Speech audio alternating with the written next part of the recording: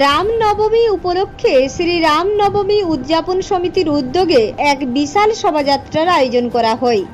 এই শোভাযাত্রা বিবেকানন্দ স্কুল থেকে হাওড়া ময়দান পর্যন্ত হয়।